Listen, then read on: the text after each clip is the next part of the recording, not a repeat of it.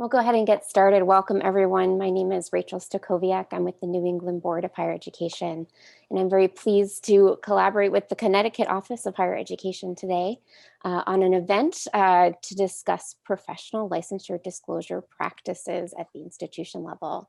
And I'll turn the floor over to Tim Larson with the Connecticut Office of Higher Education for some opening remarks. Well, thank you very much, and I really appreciate the opportunity to welcome this group. We're very fortunate in the state of Connecticut. Our governor, Ned Lamont, has really put the focus of education as a primary role for each and every one of us. And, you know, we're all struggling and continue to work through this horrific pandemic throughout our nation. But there is light at the end of the tunnel, and we think that we're seeing some really good prospects of one day doing this across the table. But for now, we'll suffice to do this virtually. I want to again thank you for attending this professional licensure compliance workshop. This workshop is designed to help Connecticut institutions comply with the federal regulations around licensure disclosure. This is a very difficult and detailed set of regulations for all of our institutions, but the Office of Higher Ed is here to help you and move towards compliance. I'd like to welcome the following presenters and thank them for their expertise. None of this, of course, could be done without the hard work of our staff, Emily Bjornberg and Dr. Sean Seepersad. As well, we have Rachel Stachkowski from NEBI and Marian Bosk from NC Sarah and Sherry Miller, an Institutional Compliance Matters from Minnesota. So again, thank you all, and please enjoy the day. We're very excited to be a presenter and host of this tremendous event. Thank you all. Thank you so much for those remarks, and thank you all for joining us today. I am, again, Rachel Stakoviak. I'm with the New England Board of Higher Education.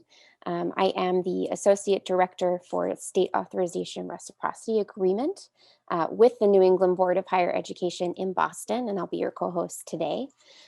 We've brought together a great team to talk about a very difficult and weedy issue in your compliance work, and that's how to manage professional licensure approval processes and disclosures on the ground. We'll break up our presentation into two sections today with some time for Q&A. Pardon me. During the first portion of this event, Emily Bjornberg with the Connecticut Office of Higher Education and I will do a bit of a reset and refresh on some of the core issues and policy areas related to distance education compliance. And in the second portion, we'll focus on the practicalities of licensure compliance at the institution level. And with that, I'm very pleased to introduce both Sherry Miller and Dr. Marianne Boki. Sherry Miller is a consultant with Institutional Compliance Matters, and she provides practical higher education regulatory consulting services to educational organizations. While Director of State Authorization at Northern Arizona University, she received the 2016 Sensational Award for the innovative solution of identifying where 30,000 students were physically located. She was a founding member of the Arizona Sarah Council and has served on NC Sarah working committees.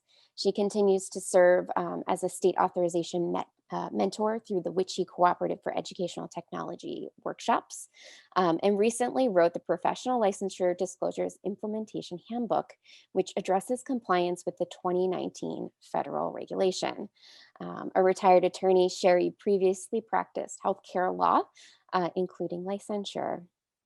I'm also very pleased to welcome Dr. Marianne Boki with the National Council for State Authorization and Reciprocity Agreements, NC Sarah. Hi, Marianne. Marianne is the Senior Director for Research and State Support with NC Sarah. In her role, she oversees all aspects of data reporting, curates the State Authorization Guide, and works closely with the state education agencies as well as the regional compacts to implement the agreement. Prior to joining NC Sarah, Marianne served as the Senior Associate at the National Center for Higher Education Management Systems, NCHEMS. And she brings a wealth of knowledge to state authorization issues. And today we'll talk more about NC-SARA's professional licensure disclosure policy and their supporting resources that they've created. So welcome, Sherry and Marianne. You have an open invitation to hop in and contribute at any point as I go through some of this table setting material. And I want to thank Dr. Sean Seepersad for helping us curate this event today. And he'll be managing the Q&A along with my colleague Sheridan Miller at NEPI. And as you all know, it takes a village to make these things fly. So we're grateful for all their contributions and support. And I'll emphasize too that we're here today to offer you advice, resources, recommendations based on what we've observed in the field. And just as we would with any other state or institution, we'll encourage you to take what you've learned today back into your work, back into the institution, and talk with your leadership and general counsel to determine what is appropriate for your institution. And with all that, we'll move on to just some quick housekeeping items. We plan to be here for about 90 minutes. And we're so pleased to have you, but we do know that Zoom can be fatiguing. So please move around, stretch, do as you need, get a caffeinated beverage. Know that we'll follow up in a few days with a recording of the presentation. We'll include a Q&A summary, contact information, and some additional supporting post-event resources for you. We've installed 2 checkpoints here to do some Q&A and discussion. And with that said, please use the Q&A box for any questions that come up. And we'll move into our presentation now. Again, I'm Rachel Stachowiak. I'm with the New England Board of Higher Education. We're a regional entity that was founded in 1955 by the governors of the 6 New England states. And we work to promote cooperation among and engage leaders in the continued assessment, development of implementation of sound educational practices and policies, all of regional significance. Connecticut institutions will know this organization likely through our tuition reciprocity program with the public institutions called Tuition Break. We offer a free weekly electronic publication called the New England Journal of Higher Education, as well as oversee a number of policy and research initiatives, such as some upskilling work to bridge the gap between New England's employers and post-secondary institutions. We have the New England Independent College Transfer Guarantee, and of course, the State Authorization Reciprocity Agreement, SARA. And the purpose of SARA is to help streamline the regulation process for the purposes of distance education and online learning. And my organization works closely with the state education agencies in the Northeast and the folks at NC-SARA to coordinate this agreement. And we'll move into just some table setting here. And obviously, we all know that distance education is on the rise. Students are seeking programs and credentials to meet the needs of their professional ambitions and their busy lives. Not only are they looking for a more diverse pool of post-secondary options from which to choose, they are seeking formats which more easily meet their unique needs outside of the traditional campus experience. And paired with that statement, we also know that institutions are increasingly seeking access to broader markets and often out-of-state markets in order to reach and serve these students. So the data shows us that there is an appetite for continued growth. And knowing this, we know that institutions are more frequently crossing state lines. And with that, compliance becomes more complex to manage, but also increasingly important from a student consumer protection standpoint. So an institution engaging in distance education activities must seek approvals in order to offer those types of programs. And that could start with the institution's state education agency, their accreditor, and it also intersects with federal rules. And today we're going to focus more on the state oversight piece of this. And at its core, states maintain the authority to regulate educational activities within their borders, and they may choose to regulate out-of-state institutions that conduct activities in their state. And within this principle, it's important to remember that we are one country with 54 unique states and territories, each with their own laws and regulations. So state-by-state regulations for distance education specifically can contain triggers, often referred to as physical presence. And these triggers encompass educational activities such as online learning, internships, marketing, advertising, even tutoring services in a particular location. So an institution seeking to offer distance education to students located outside of their traditional state boundaries is obligated to monitor rules, triggers, and state authorization approval processes on a state-by-state basis as a vital consumer protection measure and for purposes of Title IV eligibility. So let's look at an example. We have Nebby University located in Providence, Rhode Island, and it enrolls students located in Florida, Texas, and Oregon in an online master's program. In order for the institution to obtain state approval, it needs to comply and monitor with relevant state-by-state regulations. So they'll seek approval, they'll pay relevant fees, and they'll monitor for existing changes in the various locations. And in addition to all of these elements to just seek approval, an institution may need to supply copious amounts of data and documentation to continually maintain that approval. It can be a lot to manage, can also be very expensive. And this is where what we call the state authorization reciprocity agreement comes in. So within this agreement, the process by which to obtain individual authorizations for distance education are streamlined and centralized under the institution's home state, or what we call the state portal entity. An approved institution may offer distance education in any of the participating SARA states and territories pursuant to SARA's policies and procedures. And this means that the application process is centralized within the home state and reduces the number of state-by-state applications to monitor. An institution pays predictable annual fees to its state and to NC SARA, thus reducing expensive authorization costs. And institutional compliance staff can focus on one set of consistent standards and policies to continually monitor in order to operate in any of the participating SARA states. So again, the SARA agreement is a set of agreements between member states, districts, territories that establishes comparable national standards for interstate distance education offerings. And again, these agreements help to streamline the distance education regulation process. It improves coordination between states and higher education institutions, and also helps to ensure member states and participating institutions adhere to an important set of consumer protections for students. And states and institutions may choose to apply, this is voluntary, and institutions may annually renew within their state.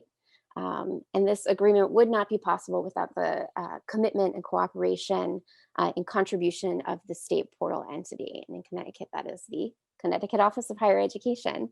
And with that, I'm going to turn this over to Emily Bjornberg to talk more about the agency's role and the application process.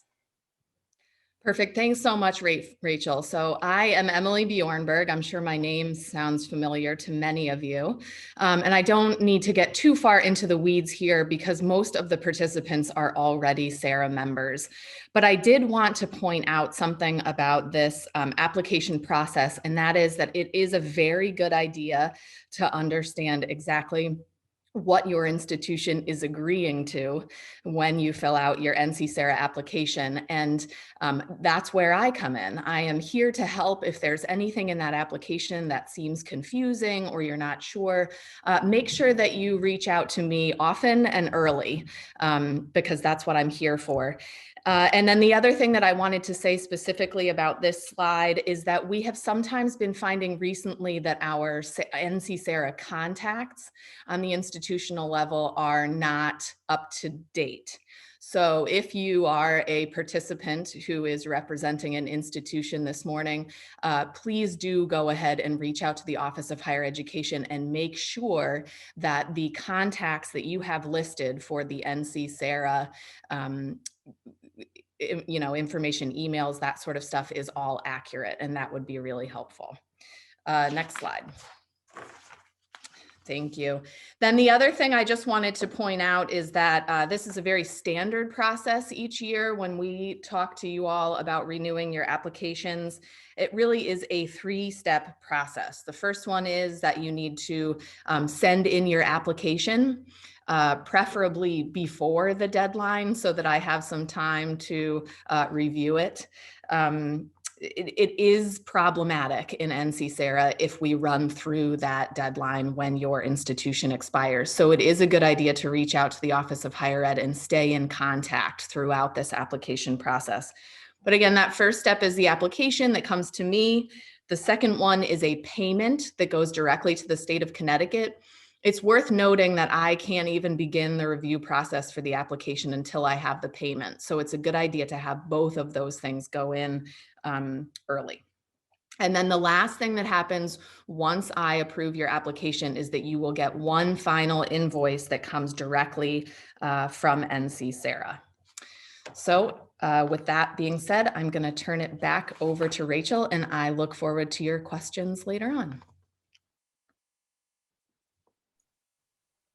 Thanks, Emily. I appreciate that. And I know that was a quick tour through some of the basics of state authorization in SARA. And please know we're happy to talk to you at any point. Please feel free to reach out to Emily, Marianne, or myself to talk about any of that content. I want to get to the coverage and limitations here and start to intersect into our professional licensure realm.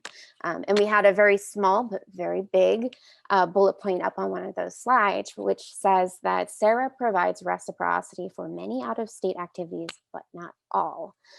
Section 5 of the SARA manual talks about coverage and limitations. And this is a really critical area for the institution to examine to ensure that you are within the parameters of the agreement. And although this agreement covers reciprocity for many distance education activities, it does not cover professional licensure approvals. So SARA is limited to the degree authorization functions for distance education programs. And here, I think we just have to revisit the state authority and role within the compliance sphere more broadly. And again, remember, it centers around consumer protection. So the purpose of professional licensure is to protect the public by enforcing standards that restrict practice to qualified individuals who have met specific qualifications in education, work experience, and exams. And for educational purposes, an institution intending to prepare someone to practice one of those professions will be required to have their program approved by an applicable board in order for their student to become eligible for a particular license and a location. So we can think of this process somewhat like traditional state authorization. It is a state-by-state process with variations. And aside from the application process, there could be programmatic requirements that could vary from practicum hours, specific programmatic accreditor recognition, qualifications for supervisors, so those sort of things. So it's difficult, it can be overwhelming, but it is a necessary function in the best interests of your students. And Sherry will talk more about the strategies to manage that process just a little later. So here I just want to emphasize that SARA does not supersede professional licensure rules. So this policy language lives in this section to emphasize that SARA institutions provide disclosures for any programs advertised or leading to licensure. And this requirement mirrors the expectations articulated in the 2019 federal rule. And you'll see that citation embedded in this policy. And sometimes in this policy space, we sort of conflate compliance issues and bodies. SARA institutions under specified conditions may place a limited number of students in learning placements in other SARA states without securing authorization for those placements. But importantly, if those placements are part of a degree program intended to prepare students for professional licensure in another state, prior approval by the other state's professional licensure board that oversees that practice of the discipline may be required. So SARA participation, again, does not include professional licensure approval. And in some states, there can be a broader range of activities that fall under the jurisdiction of these licensure boards. What SARA does permit in this language under 5.11 is that an institution can place 10 students per program per site in a supervised field placement, which often encompasses clinical placements. And again, although this won't trigger physical presence or any requirements related to distance education approval, the institution may still be obligated to comply with professional licensure rules. And we've covered a lot of state ground. We've covered some fundamentals of SARA and some reminders here. And I just want to take some time to connect this all to the federal landscape. And here we're just reminded that state authorization approval for distance ed is a key provision within the federal programs. And that within the federal framework, and as we see with NC SARA's policy language pertaining to professional licensure, we have federal rules and processes for which we need to comply. So let's look at the federal language in a little more detail. And if you've been working in this compliance space for some time, you may have followed what's been a very interesting and at times very confusing sort of saga around this particular language. The short of it is that the US Department of Education instituted similar language in 2016, and it was pulled off the table in 2018 before it was set to go into effect. The language was presented again and discussed during the negotiated rulemaking process in 2019. And there were two significant pieces in this process. The first of which, the disclosure requirement was expanded to programs regardless of modality, so both to distance and campus-based programs. And the committee came to consensus, and this is significant. And from what I understand, sometimes maybe a rare instance for rulemaking. But it is one of many indicators that shows that this language will stand the test of time. This rule came into effect in 2020, and we do not anticipate that it will change. The professional licensure rule is housed in an existing section of a federal provision, 668.43. And this provides key information which may be provided to prospective and current students. And this is, in essence, a long list, not an exhaustive list. But the core of this rule, it's really centered around the student as a consumer. So the student has an expectation their chosen institution and program will support their professional goals, and as a general principle, more transparency and information leads to better decision making. So while an institution can confidently articulate and help students navigate its systems, policies, and procedures through disclosing many of these practices, it will lead to increased satisfaction and ultimately your student and brand's success. And here it's important to emphasize bypassing this process or neglecting to fully inform your students can put this institution at risk of misrepresentation. And that can bear legal implications for the institution and risks to eligibility for federal programs. And we'll dive in here to the two specific federal rules that we're talking about relative to professional licensure disclosure. And the requirements are really broken up into two parts. The first of which is a general disclosure, and that contains a number of just key elements. We have regulations which address, again, all modalities, both face-to-face and online programs. We'll see in this language that it's important to understand the type of educational program subject to notifications, and that it's important to know the information to be provided for these public notifications.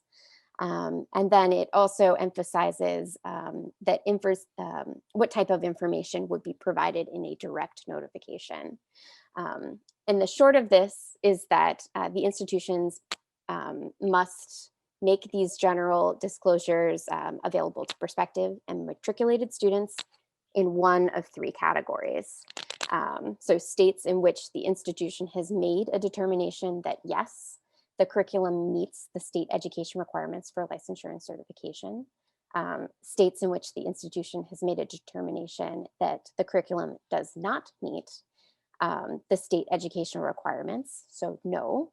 And then finally, states in which the institution has not made a determination that the curriculum meets state educational requirements, so I do not know. So there's 3 categories that you would classify your particular programs into within this general disclosure. The portion of the text under section 5 here describes the content and conditions for those general disclosures.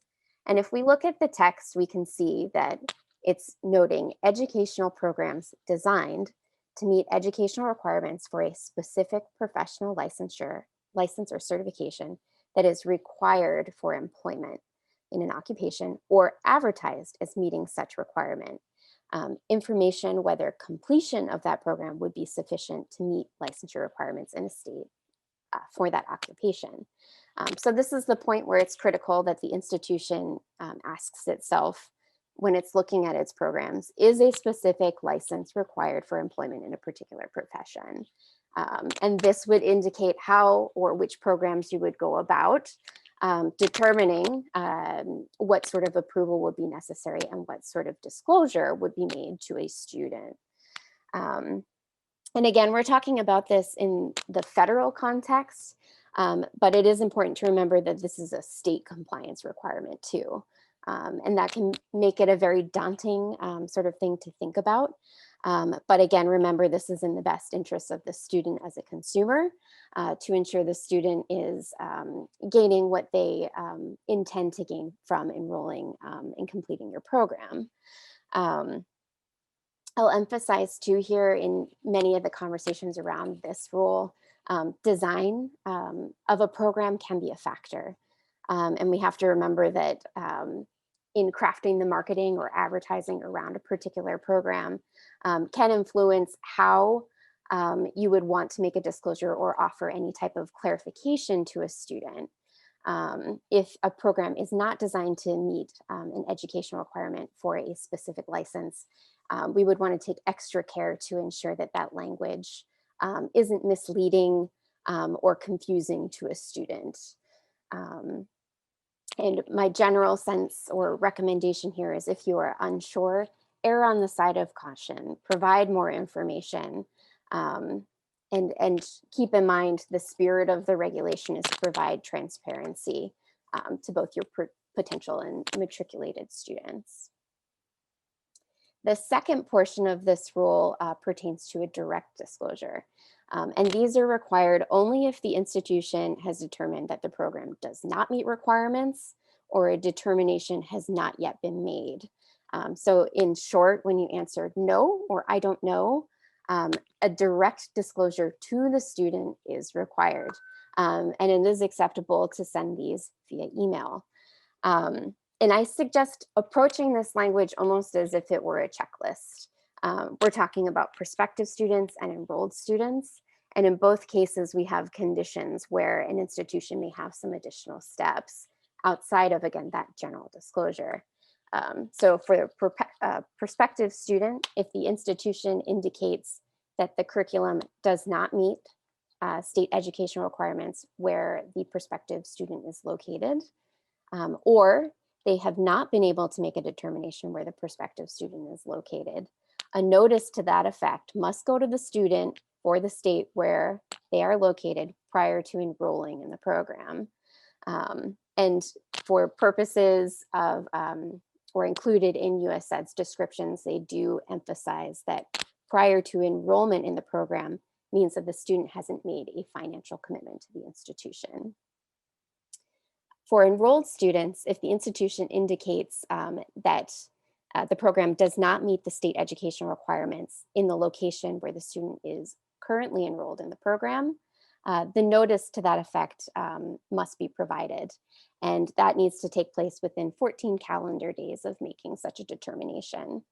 And don't forget, on top of this particular requirement, for SARA purposes, we do require that some additional contact information is provided in that disclosure. And we will have Marianne talk a little bit more about that process. So in short, We can sort of generalize these two rules as general disclosures will be required if there's a yes or a no, or if general disclosures will be required if the institution has not been able to make a determination or in fact know the program does not meet requirements.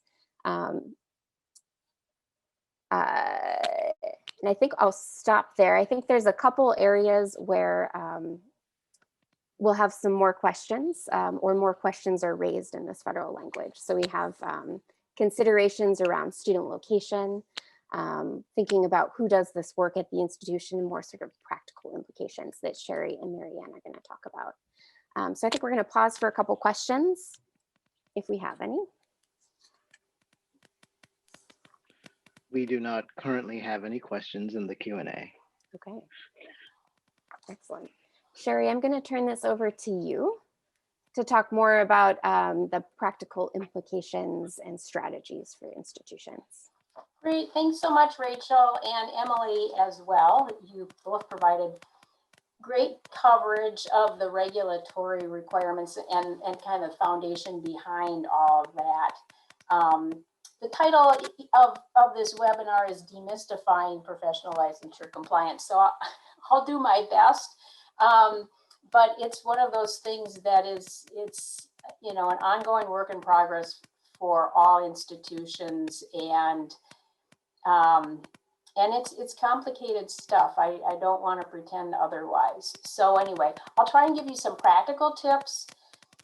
My presentation is based on the resource, which is that handbook, and that will be made available to you. A link to the handbook will be made available to you in the follow-up materials. So hopefully you'll have a chance to go through it and take a look at it. I cover things in like painful detail in the handbook, and I hope to avoid that painful level of detail in the presentation today, and focus more on kind of the high level issues that those of you struggling with this or looking for ways to improve your compliance program, different things that might be useful going forward. And I do have a ton of notes here, so I will be going back and forth with my notes, and I just want to make sure I don't miss anything. So Rachel, next slide, please. Okay, so this is a practical approach. I'm a very practical person, and I like to know how to get things done. And basically, it's from my background, being in the role at an institution, like many of you are as well. And this is all great to hear the regulatory discussions and all that, but what does it mean for me when I'm actually trying to navigate this space and just survive the day? So first thing is, why is compliance important here? Well, obviously compliance is important to those of us in compliance, but a lot of times the institutional leadership doesn't necessarily have the same view of it, or needs a brush up as far as what the importance is. It's like, okay, these are new federal regs. We have lots of federal regs. So what's special about these? Well, these regs, obviously have been passed, and they are the law. It was effective July of 2020. So it's important that everybody get on board with it. But the next thing, and Rachel alluded to this too when she was discussing misrepresentation, is the student as consumer. Students are much more savvy legal beings these days. They have a greater awareness of what their legal rights are, and they expect to get what they're paying for. And if they don't, they will find ways to raise the issue. So institutions are always trying to keep the student's best interest at heart. But we need to be aware that students are watching what the institution is doing. And we want to make sure that we're living up to that expectation. The third bullet there is the institution's moral obligation. And this is something that the State Authorization Network people, Russ Poulin and Marianne and numbers of people have talked about for years. It's really the institution's moral obligation to provide professional licensure information. who has best access to this information? Is it some, poor kid graduating from high school who's interested in a program that leads to professional licensure, or is it a department at an institution who has daily contacts in the field and with the professional licensure boards in their state? So it really falls upon the institution to be providing this information just because they have the best access to the information. The last bullet there is that marketing advantage does exist. And this was addressed in the preamble of the regs, that the Department of Education said, students or prospective students may look at your institution and think, okay, institution is is providing really nice, transparent information about their programs. Institution B, it's kind of hard to figure out what's going on there. Excuse me. And as a result, the student may choose the institution that is much more transparent with their information. So there is some advantage there. As far as unique institutions, yes, we all know our institutions are special. Excuse me. And this started kind of with the state authorization discussions way back when. Well, why can't I just use somebody else's research and do whatever they're doing? Well, that doesn't work. And it's particularly problematic with professional licensure because each institution's professional licensure programs vary so much as far as what's involved in the programs, how it's delivered, all of those types of things. So we can't rely on somebody else's research. Unfortunately, that would be really nice. But each institution really has to do this work, the heavy lifting themselves, and come up with their own conclusions and decisions about what programs lead to professional licensure, how they arrived at their decisions, those types of things. Now, I have to be upfront about risk tolerance. So every institution has a certain amount of risk that they're willing to accept. In this type of work, we all want to aim for perfection, but realistically, we will never, ever achieve that. So we have to accept a much lower level than in a perfect world. Our data will never be perfect. It can always be improved. Our reporting, always can stand improvement as well. So we need to look at those things and think of, okay, how can we go about improving these in the future? But the reality is we need to take what we have today, build on it, and go forward. So if you're waiting for the perfect data, the perfect report, the perfect whatever, before you start this work, you can't do that. You need to start with what you have, and then it's a continual improvement process over time, because this is work that goes on forever. And that leads me to defensible policies. And again, this is a hot topic in state authorization work as well. And that's what documentation, first of all, is really key to any decisions that are made. And basically how the decisions were made, who was involved, what was the data that was used as the basis for a decision. And basically what this is for is if you're audited, number one, but number two, for if you are called into a leadership meeting and they want to know, well, how did you make this decision? You have the supporting information. The other thing is in institutions, there's a lot of turnover. And by keeping track of how decisions are made, there's a paper trail for the person who comes in next and wants to look at this. And the other thing is, as far as defensible policies, is we want to make sure that those policies are written, that there's an approval process and a revision process in place, that they're dated, that they are consistently applied across the institution. Now, if the policies, you find out the practice doesn't match the policies, then either you need to change the practice or you need to change the policies. But defensible policies are extremely important, and they give you a fighting chance if you are audited by a government agency to show that you have thought through the process. You're not just, doing something willy-nilly. Okay, next slide, please, Rachel. Yes, there are a few institutional challenges involved with this work. First of all, institutional leadership, they're busy. Geez, and you know, I created these slides actually, I think before COVID hit. So now with COVID, there are just so many issues that leadership is facing, and it just never seems to lighten up. So, you know, we have to be respectful of that. Everybody is scrambling. The world is just a crazy place right now. And so we have to recognize that they're all juggling lots and lots of different priorities.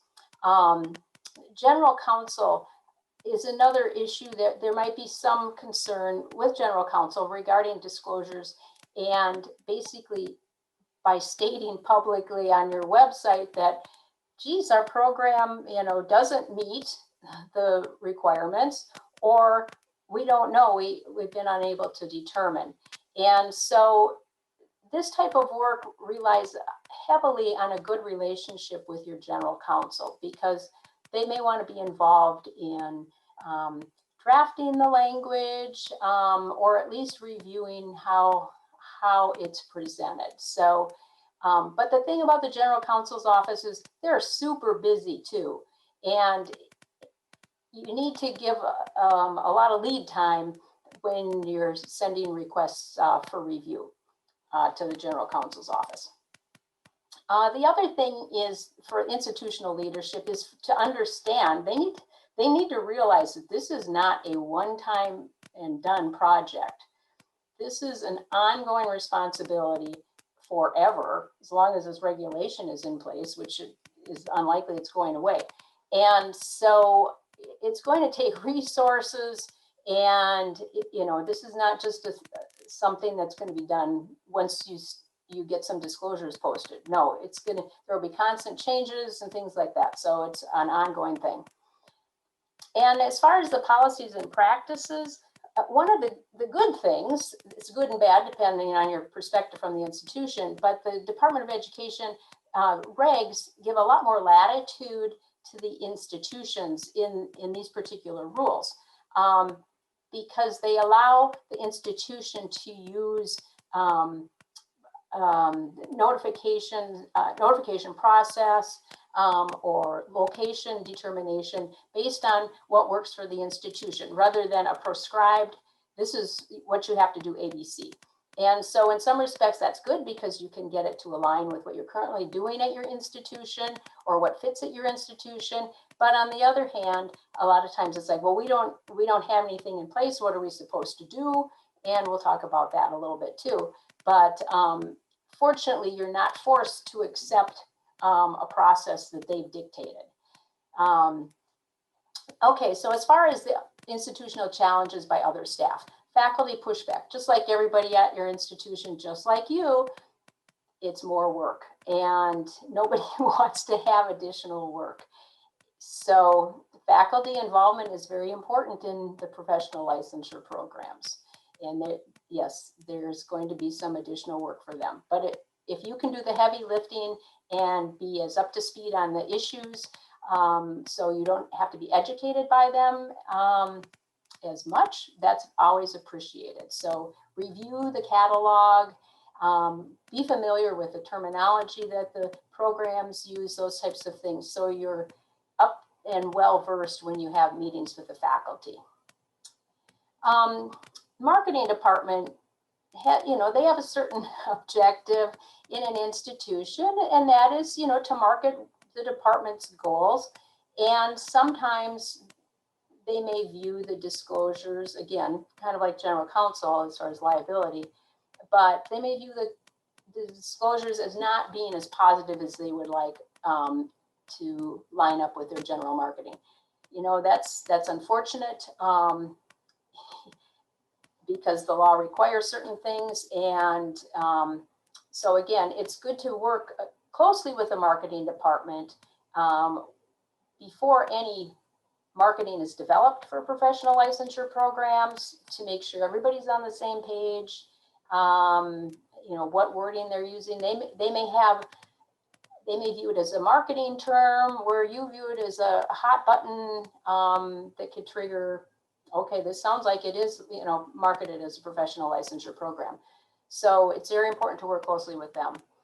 Last thing I want to point out on this slide is that understanding compacts. And what I mean by that is there's the nursing compact, there's the educational compact, there may be some other compacts based on subject matter. And the thing that to be aware of is that those are post-licensure rather than pre-licensure. So while they're helpful for people practicing in the area, they are not useful for our work here in the professional licensure disclosure area. Next slide, please. Okay, well, I don't need to tell all of you what are the challenges for the compliance staff because you're living them on a daily basis. But just a few highlights for those of you who maybe aren't in a compliance staff position. I saw there's some provosts and other leadership involved on the presentation here. And so what skills are important for a compliance staff person to have? Well, number one, project management plus leadership skills are key.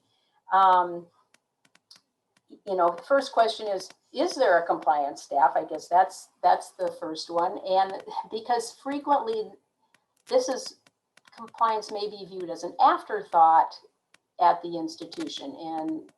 And that may start out to be the view, but as you start to get into it, the importance of compliance increases when they realize that their Title IV federal financing is directly tied to it now and can be put in jeopardy for lack of compliance.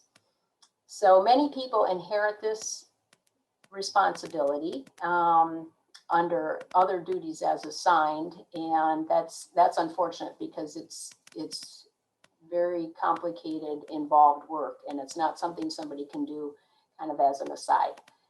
So back to the project management and leadership skills. Why these are important is because the individuals who work in this area work collaboratively across the entire institution, more so even than with the state authorization applications that we used to have to do pre-SARA. And it's a very team-oriented type of work. And so leadership skills are important. So you want to make sure the person who is doing this, has the respect across the campus. So a lot of institutions struggle with where should this function actually reside. And I'll give you a couple of examples of how my evolution when I was at Northern Arizona University happened. So I started out and I was hired as a compliance person in they called it extended campuses, and that was their distance education department. And I was on the job, I don't know, maybe 2 weeks, and I went into my boss and I said, this really involves much more than just distance education. I said, this is an entire campus issue. And I'm afraid that by me being in the distance education area, that those other on-campus programs that need to be addressed are going to, be left by the wayside, and they need the same type of attention. So I actually assumed the on-campus responsibilities as well as the distance education, even though I, again, was paid for out of the distance education budget. So the budgeting and the FTEs always gets to be an issue. Nobody wants to take on extra FTEs, but I ultimately wound up reporting to the Associate Provost of Academic Affairs. And that was a much better fit because it gave me access and responsibility for the entire institution, and people understood because of where I reported up in the chain. But each institution is unique, and so you need to have these conversations with your supervisor, and they need to have that conversation probably with leadership in the organization too, because it does make a difference where you're located as to how you are viewed by others in the institution and the type of assistance that you will receive. So the higher up in a more general capacity, such as the provost office, or even some type of position with the general counsel, those types of things are useful. But what I do need to point out is where you actually have your solid line of reporting. That's one thing.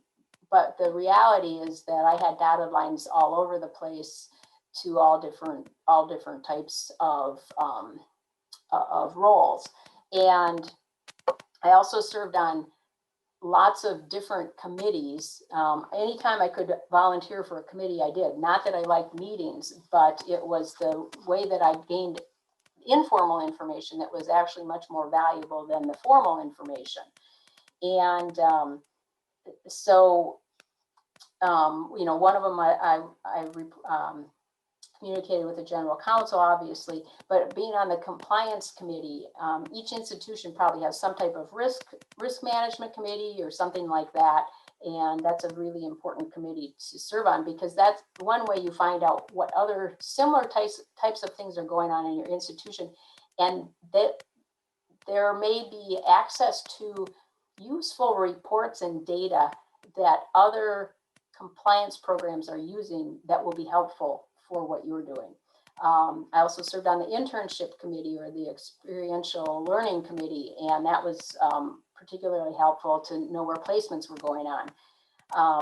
Faculty Senate was another thing I was involved in. So any of those types of general level institutional-wide committees give you visibility and help you to understand on a higher level, a broader level, outside of your particular compliance area, but across the institution. And that information can be very, very helpful. So access to information is obviously critical, and that's sometimes very hard to get to the people who have that information. And sometimes the subject matter experts are not necessarily people in roles that you would expect. They may have somebody who may have the institutional knowledge may work in a different department now. So sometimes it takes some sleuthing to figure out who actually is the one that knows, not rather who has the title. And that's another benefit too of having involvement across the campus. As far as the data, I can't stress enough, and you all understand this, I'm sure, from working in it, but the relationship with the institutional research department and also with your IT department, those are both critical, because they'll help you develop your reporting for student location, and then also for program content in conjunction with the departmental staff. And let me see here. So as far as the last bullet, disclosure, content, and logistics,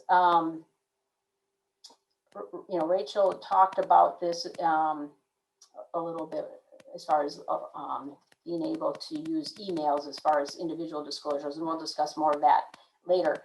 But this is also a very important decision as to where the actual disclosure content goes.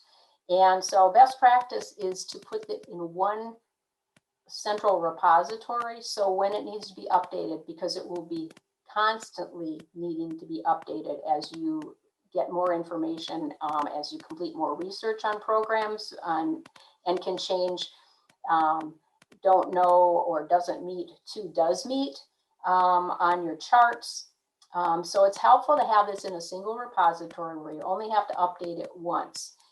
And so obviously this information is used across the campus. So if you can do it, what's helpful is to have all those other locations linked to the single repository.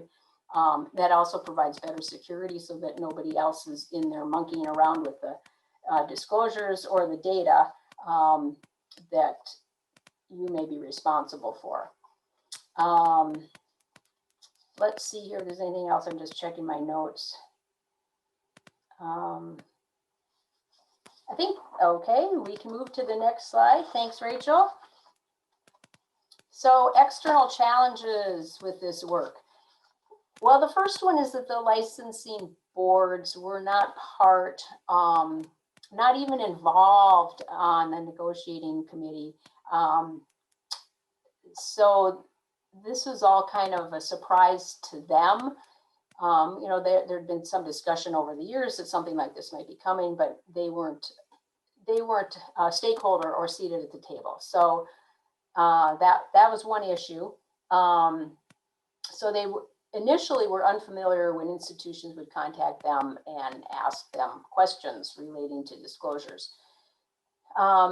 As far as the disconnect, that was obviously one of the things, was because they weren't involved. But the other thing I want to talk about here is that they're really different spheres.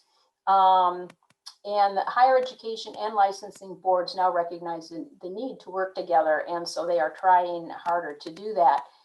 For instance, the National Council of State Boards of Nursing is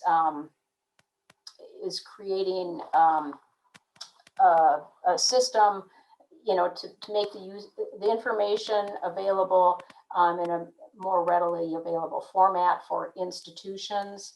And so they're trying to work together with higher education to make the information helpful. One thing I want to point out here, excuse me one second,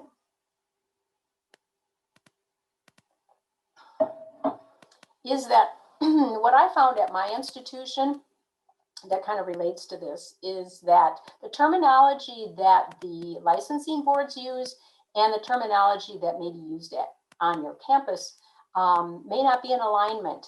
And so one issue that I faced was that in the nursing program, there was an RN to BSN program at my institution, and they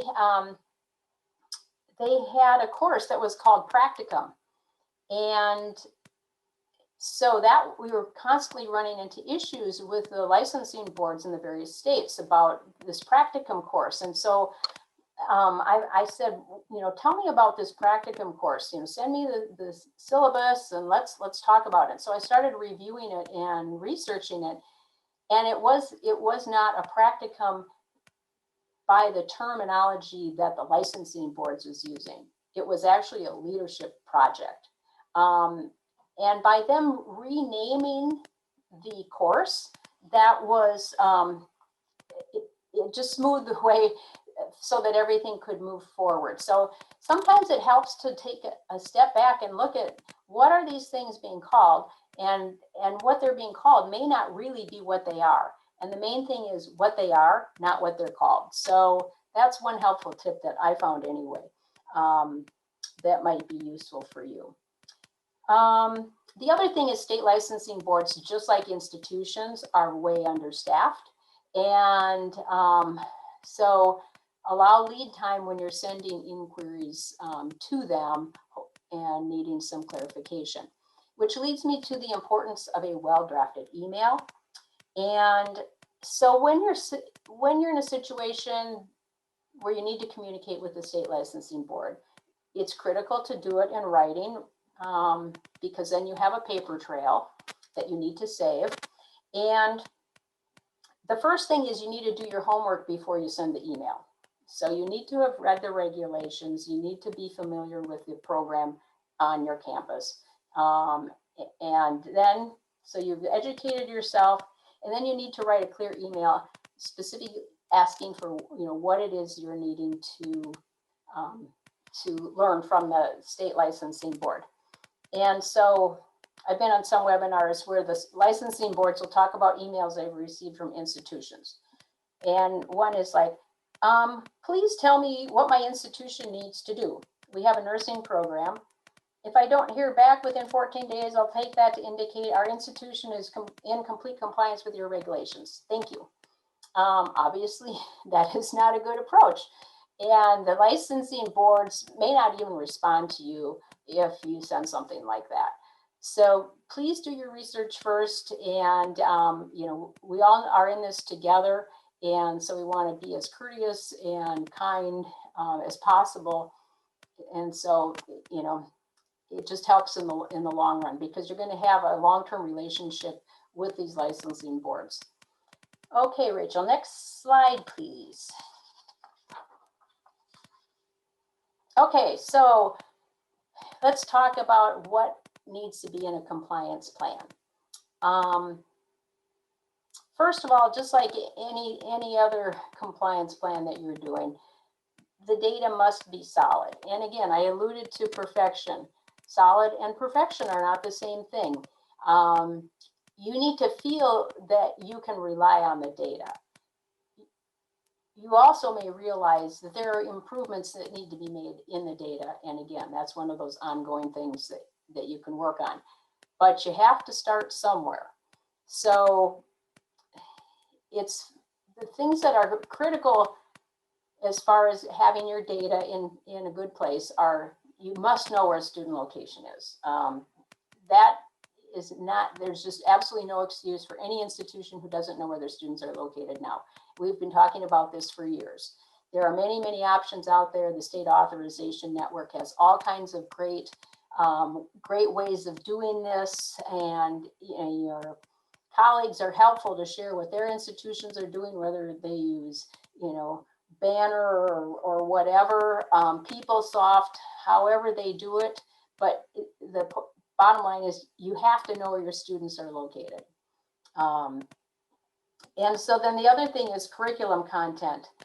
And so that's important to have the department review whatever you come up with as far as your data on curriculum content, to make sure when they take a look at it, go, yeah, that's correct.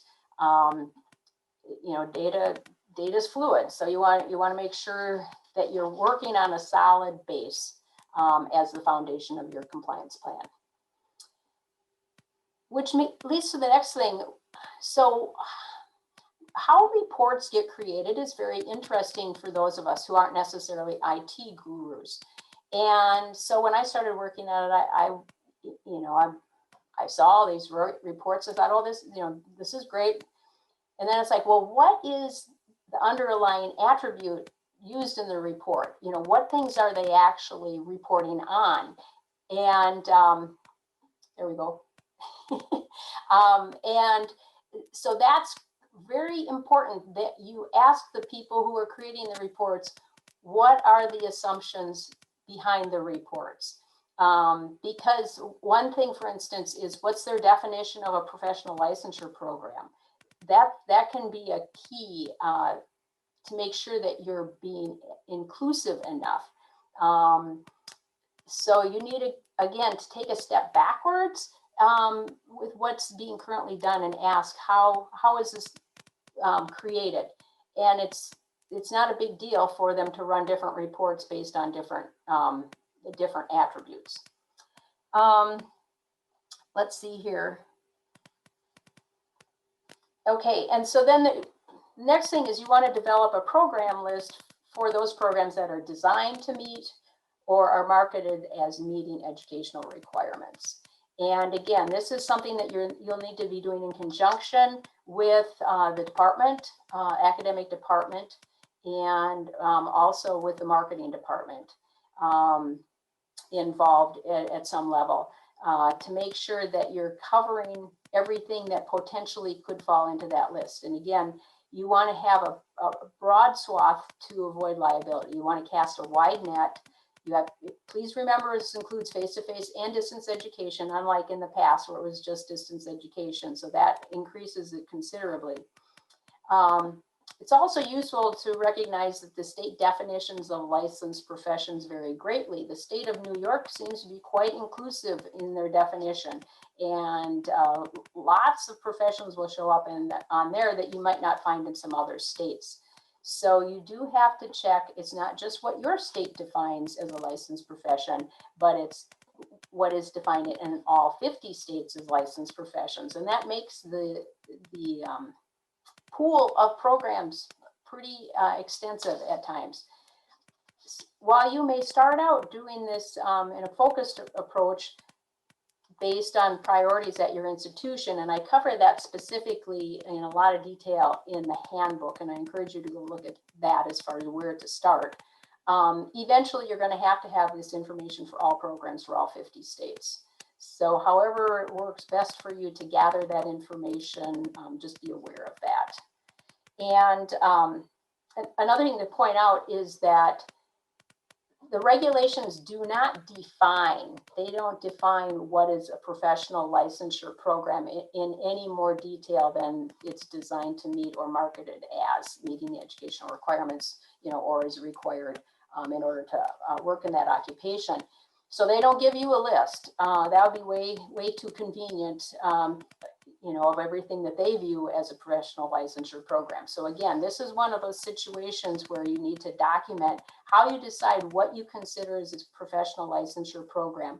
And again, it's something that based on attributes, you can probably set up a nice report to have run for programs that have those particular attributes. But again, how you make that determination is critical. Okay, let's see here. I think I've covered everything on that. Okay, next slide, please, Rachel. Okay, so ongoing with this. So there are state regulatory requirements. So there are requirements for a student to be licensed. And you'll need to know what those are. But the second item, and Rachel alluded to this as well, is that some states will require that your curriculum for that academic program that leads to professional licensure needs to have a whole separate approval process. Couple off the top of my head, Alabama has such a requirement for nursing. I think actually any out-of-state licensure program. Wisconsin is another one. So there are a handful of states that will require that you seek separate approval for your curriculum requirements. And the thing about this is it's an extra step, and with any extra step, it means extra time. And so students cannot sit for licensure until you have gotten the program approved through these particular state agencies that have this requirement.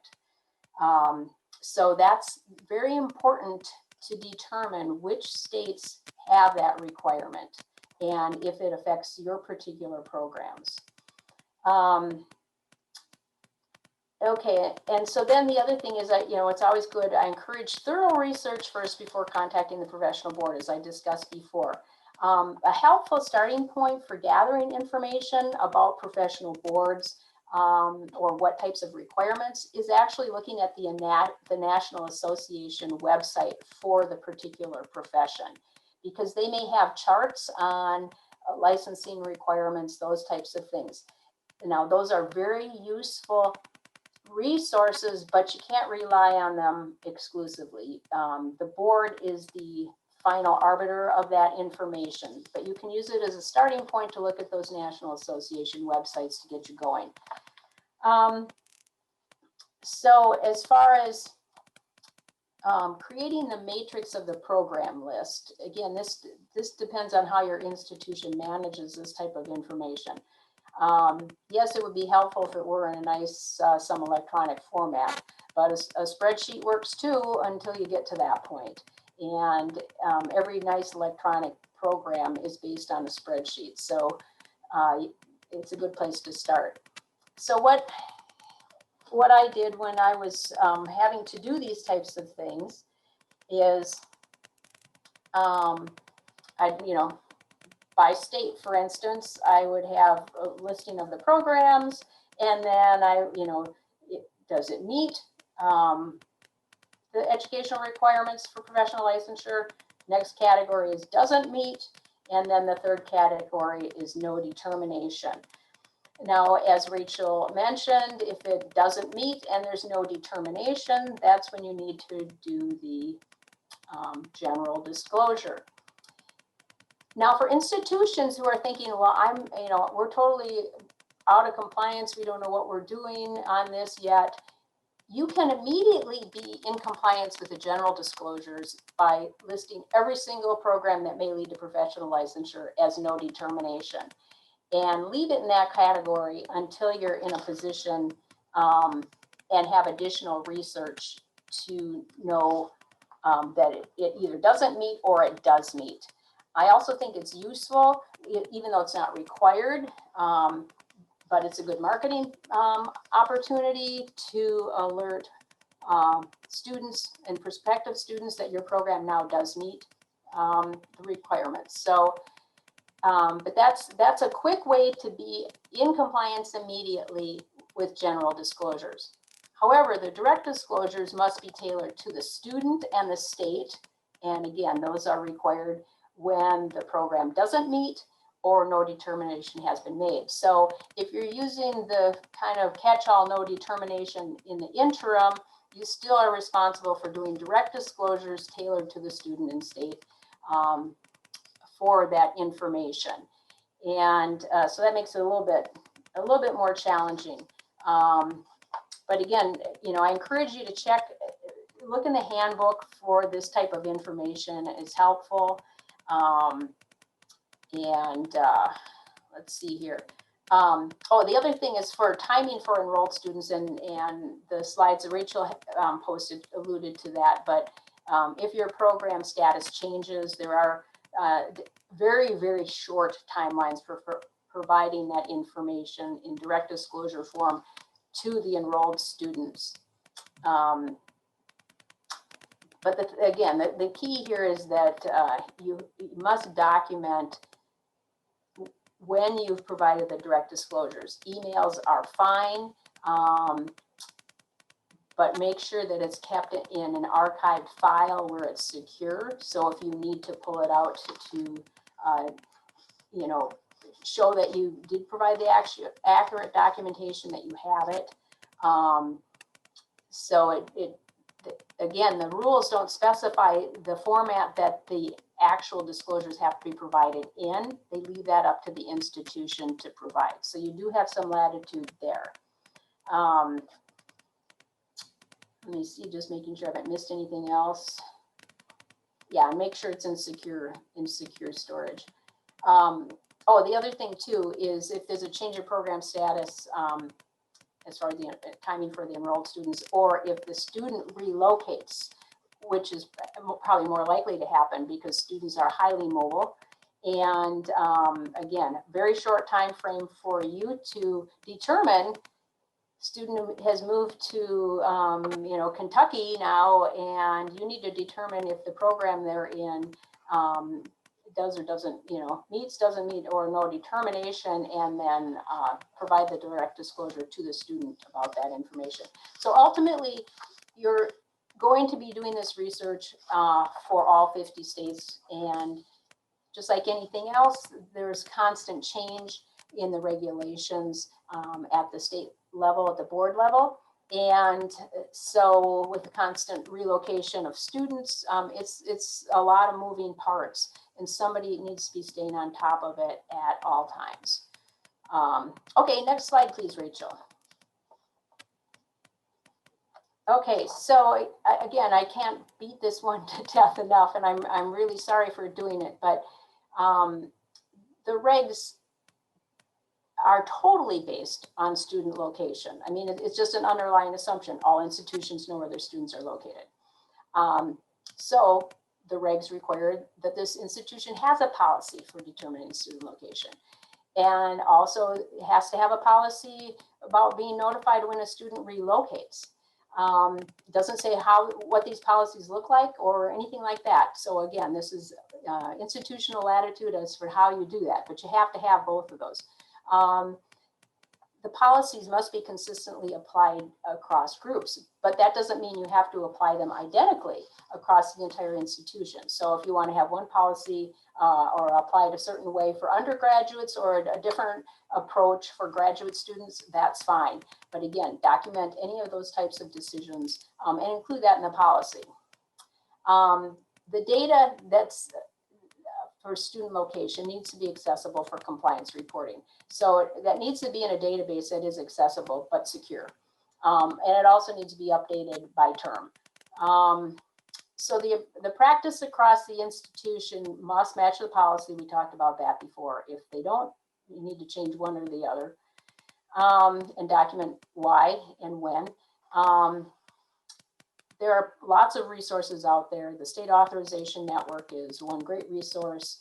that you can access. A lot of their information is outside the login, so you don't have to be a member to join, but I would say that it's worth every penny to actually be a member, and I don't get anything for saying that.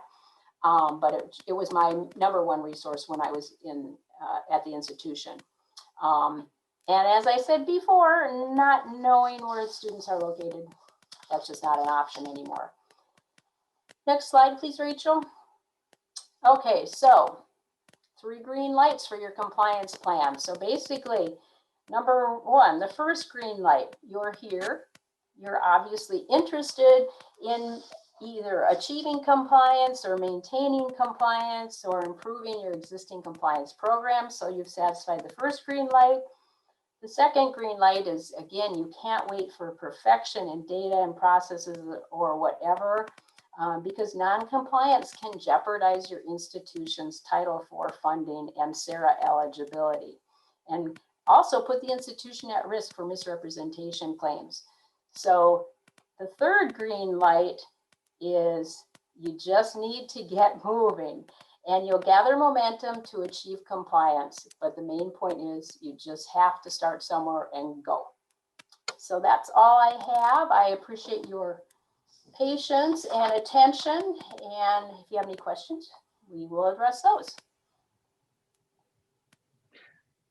I do have some questions that I can just jump into. Excellent. Thanks, Sean. Sure. So these questions are around kind of parameters for when licensure disclosure is required. So I'll just go through them, and then anybody can feel free to respond to them. So the first one is direct disclosure required if the educational program does meet the educational requirements for a particular state license, but that state is not part of SARA, and the student will not be able to do supervised clinical fieldwork in the state in which they reside.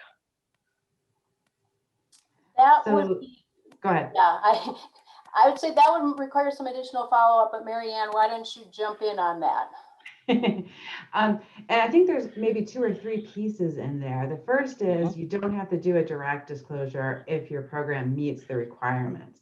The second part of that is maybe just generally speaking, do you have to send disclosures to students in California? And the answer is yes, because it's a federal requirement if it doesn't meet it, or if you're not sure. And the final piece is, I think, that question of the internship or the clinical. And I would argue that if you are offering a program to students in California where they cannot complete a practicum and therefore not work in the state, you better disclose that. I'm there with you. But Rachel, you might jump in too from the federal piece. And it's always safer, as Rachel indicated, to, that'd be one of those where I definitely would be more comfortable disclosing than not. And frankly, I had a situation similar to that way before any of this was required with California and a practicum, and it was not pleasant to resolve. So I think it's Right. always better to err on the side of caution. You want to give the student as much information as you can and be open and transparent about that. And again, don't forget there's some implications for participation in federal programs if there is an issue on the table. So you're serving the student's best interest here. You're also abiding by these federal rules and protecting your institution's eligibility for those programs. So good question. Great. So next question I have is if a college offers programming that does not require any type of certification or licensure to work in the field, is there any type of disclosure required? If there are certifications available for a particular field that is considered nice to have, but is not required for employment in the field, is there any type of disclosure required as long as the school makes no pretense about licensure or certification? Well, I think we always want to go back to the actual language in the regs, and that's kind of a nice little checkbox to create as well. And so, it's been designed to meet educational requirements for specific license required for employment in that profession. So if it's required for employment, it doesn't sound like this would be. So, but again, that's the institution's going to have to make that decision. Or is the program marketed or advertised to meet the educational requirements for a license? So this is another one of those situations, and certifications are a particularly challenging topic around this. So this is where documentation cannot be as stressed enough as to what the rationale was that the institution used to decide yay or nay if they consider this a professional licensure program. So that's my take on it. The others may have another idea on that. All right. Let me move on to the next question here. Do you have any guidance on situations where Connecticut may not require a license for the profession or degree program, but other states may require licensure? If the program is not marketing compliance for other states and that license requirement, does this program still need to be disclosed? If it can be considered a program leading to professional licensure in another state, it would have to be disclosed, even though it doesn't meet, Connecticut doesn't consider it a licensure program in the state of Connecticut. That's why I used the example of New York when I was in Arizona. Arizona didn't license a lot of things, and New York did. So yeah, so you need to research all those other states and what they consider to be a licensure program. At least that's been my experience. Great, thanks. Is there a difference between a licensing board issued certification and an industry certification for this disclosure requirement? I guess I'm not sure what industry certification as far as like IT type of certifications, or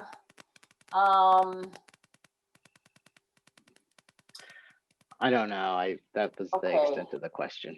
Yeah, so again, it goes back to that earlier. If it's like an IT type certification where you get Microsoft, something certification, that would be what we discussed in the earlier conversation, that the institution needs to decide how it markets it, and look at the specific requirements in the regs to see if it would be considered a professional licensure program, and then document why or why not.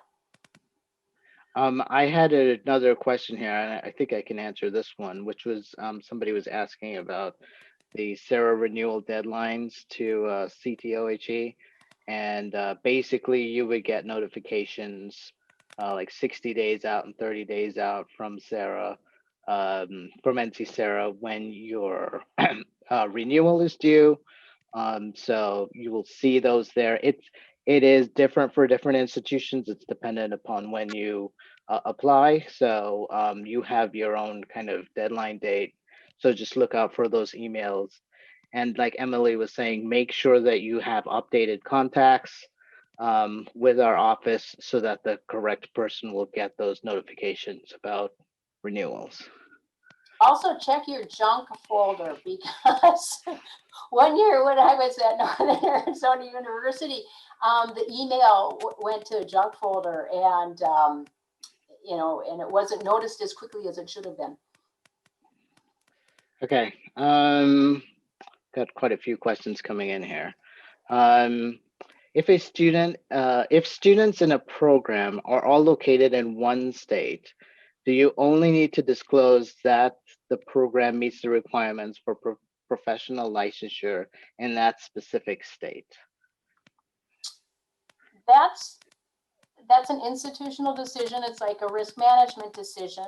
And initially, I could say yes, realizing that students are highly mobile. And so the institution exposes itself to risk, the minute one of those students decides to move out of state. And then you're caught not knowing, and that makes things challenging, but you'll definitely have to, give a disclosure of general disclosure that you don't know until you do know, and maybe, and then you also have to do the direct. And I think in the interest of time, I don't want to short Mary Ann. So is it possible that we could maybe respond to these Yes. another way? Yes, we'll get back to these other questions at a later point. Just made my suggestion. We'll follow up with some additional resource materials. We'll look at the Q&A and we'll create a document for you. Mary Ann, you have some wonderful information and resources that are hosted by NC Sarah that we'd love to learn more about. Right, and everyone will see my slides so you can see them. Let's go ahead and just move to the next slide. And I'm just going to do this super fast. We've already actually looked at this slide. Rachel kind of walked through this earlier. And I was really just going to highlight the fact that for Sarah, you have to follow the federal regulations, whether you're Title IV or not. And I really wanted to just chat for a minute about reasonable effort, because a lot of folks have questions about that. So reasonable effort is really about trying to get that information more than once in a professional capacity. So I think we all know when we're at work and trying to get something done for our boss, that we don't just kind of spend 6 seconds on something and call it done. So reasonable effort kind of falls into that professional capacity. What you would do as a professional to do a reasonable effort. But I just wanted to touch on that just because I know people do ask questions about that one sometimes. Next slide.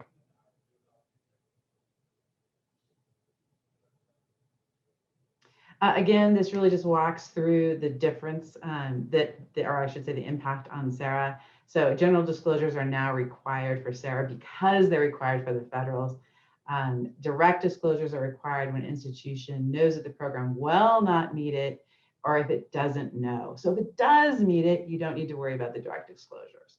And of course, our difference for disclosures from the feds is that you also have to include that contact information. Next slide. And this is a great resource, and I really encourage you all to look at this at your leisure later. But basically, it's a professional licensure directory, and we put it together and we keep it up to date so that folks can kind of go here and get the contact information that they need based on the top 5 areas that we found through our research that our Sarah institutions mostly do deal with. So we're talking about counseling, nursing, psychology, social work, and teacher ed. Now, again, it's just got the contact information. There is nothing on here about regulations and rules. It's just that contact stuff. Next slide. I'm going to turn it over to Emily, and I did do that very fast. I get a gold star. I am impressed, Mary Ann. Thank you so much. I know that we're limited on time here, so I just wanted to make sure people understood. First of all, there is a question already, question 9 on the NC Sarah institutional application, which does deal directly with the professional licensure disclosures. So you have been actually signing off on those all the way through. But the important part is that starting July 1st, so we've got a little while here, but starting on July 1st, OHE will be asking for some supplemental information in the form of an addendum, which is detailed on the next slide, if I could see that. Thank you. So in our addendum, we are going to be looking for questions in terms of, can you please send us a sample disclosure? Please send us a link to the licensure disclosure information that you've got on your website. And then making sure that OHE has contact information for the staff and faculty who are working on licensure disclosure. This is not meant to be intimidating for anybody, but it is meant to get a better grip on exactly where our institutions are on licensure disclosure, as well as starting to amass contact information of people who work inside of this area in Connecticut, so that we can start to put you all in direct touch with one another, so that when you have some sticky situations you feel like you've got some colleagues on your side who you can trust and pick up the phone and ask those silly questions to. And then the last thing I just wanted to say is please, please, please use me as a resource. I am here to be helpful. If you come up against something in your NC-SARA application or in your licensure disclosure practices that is worrying to you, there is no such thing as a stupid question. I would far rather have you reach out and get information directly from OHE than just try to sort of continue on your own. So with that being said, I thank you all so much for being here today, and I will pass it back over, I believe, to Rachel. Thank you, Emily. And we appreciate your support and time and willingness to work with your institutions in this process. It's really important to have that open line and dialogue and communication with the state. So thank you. And I want to thank everyone for joining us today, and Sean in Connecticut and Emily in Connecticut for hosting us. Marianne and Sherry, thank you for sharing all of that wonderful information, your wealth of knowledge. And we look forward to circulating your contact information post-event so people can follow up with you with any additional questions, comments. We will follow up with a Q&A document as well as a recording of this presentation and a brief survey just to collect some feedback and comments. But again, we want to thank the Connecticut Office of Higher Education for hosting us. NC-SARA, Sherry, thank you. And with that, we wish everyone a wonderful day and a great end to your week. So thank you. Thank you for having us. Take care, everyone. Thank you, Rachel. Thank you.